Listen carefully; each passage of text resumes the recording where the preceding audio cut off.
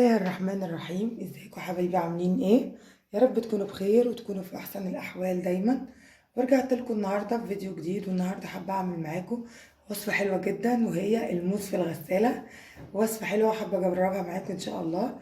بس قبل اي حاجه نسمي بسم الله ونصلي على الحبيب عليه افضل الصلاه والسلام، ونبتدي وصفتنا.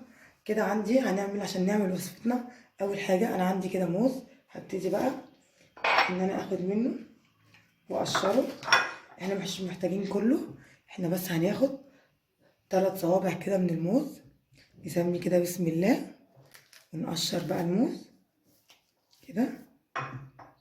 بصوا المستوي ده كده ميعملش اي حاجه خالص، ما تقلقوش منه اهي.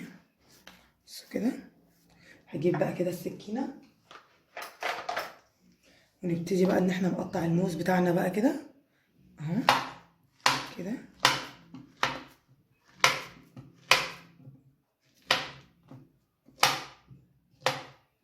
بصوا كده بالشكل ده. انا كده كسرته كده. نجيب بقى طبق نشيله كده بالشكل ده كده اهو.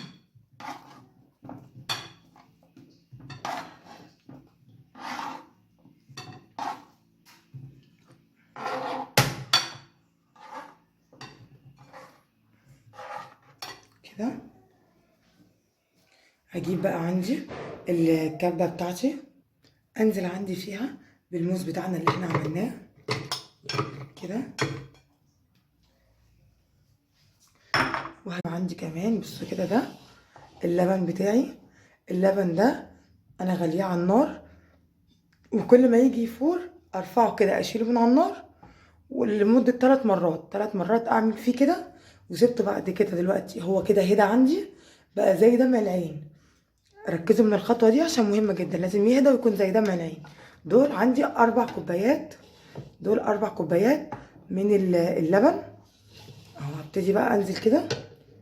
بصوا انا مش هنزل بيهم كلهم عشان ما يبقاش ايه كتير على الكبة. هسيب برضو حبة في الاخر، ولا عادي ننزل بيهم كلهم. الكبة خدتهم ماشي.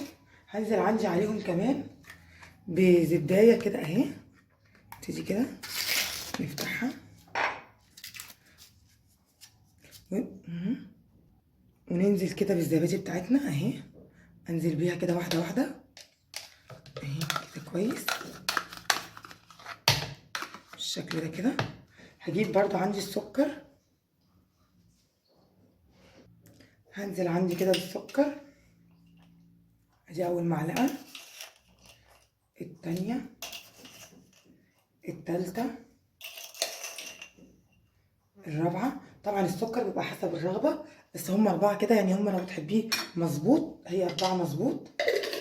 هبتدي بقى اجيب غطا الكبة واضربه، وده كده عندي بيكون قوامه بعد انا ما ضربته في الكبة. بصوا اهو، شايفين كده قوام تقيل مش خفيف اهو كده اهو.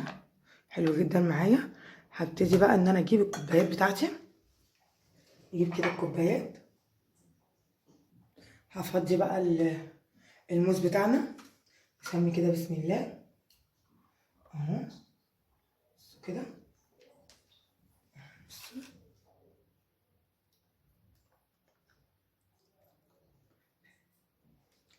نحط بقى كله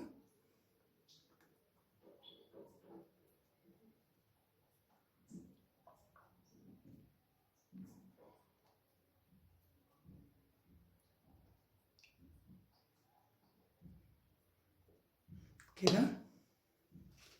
عملناه كده اهو، ملينا كله. هنروح بقى ناخده ونروح بينا على الغسالة. يلا بينا. هبتدي كده دلوقتي عندي اخد بقى الكوبايات بتاعتنا بتاعت الموز، واحطها كده في الغسالة. ننزل بيها كده واحدة واحدة. سموا كده بسم الله. ننزل بيها واحدة واحدة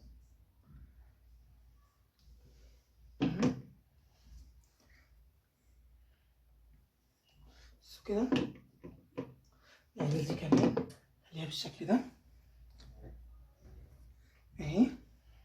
بصوا كده كده، وده كده عندي بيكون شكلهم وهم في الغسالة. انا هجيب بقى حاجة ان انا اغطيهم بيها. جبت عندي كده الصينية بتاعتي، هغطوها كده في الغسالة. هي الغسالة مفيهاش حاجة، بس برضو زيادة تأكيد هغطيه كده بقى في الغسالة بالشكل ده كده اهو، مفيهاش اي حاجة. وهسيبه كده في الغسالة عندي الاول. الغسالة معايا هتساعدني ان الزبادو يتعمل معايا حلو، ان الزبادي اللبن عندي يبقى زبادي مع الموز، فيبقى زبادو معايا حلو قوي. وانا هسيبها، اللي مش حابب يحطها كده عادي يقدر يحطها في الفرن، بس الصراحة حلوة قوي دي معايا برضو، وتدفئة حلوة جدا بتخليه حلو قوي. وبسيبه وانا كده كده مش مستخدماها دلوقتي، فسايباه كده عادي مفيهاش اي مشكلة. والصبح بقى اشوفها واقول لكم ايه رأيي فيه، وان شاء الله يعجبكم. نشوف كده بقى الزبادو بتاعنا ايه اخباره.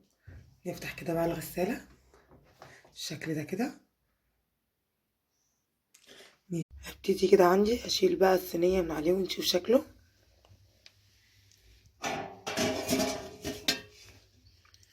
شايفين شكله ما شاء الله عليه.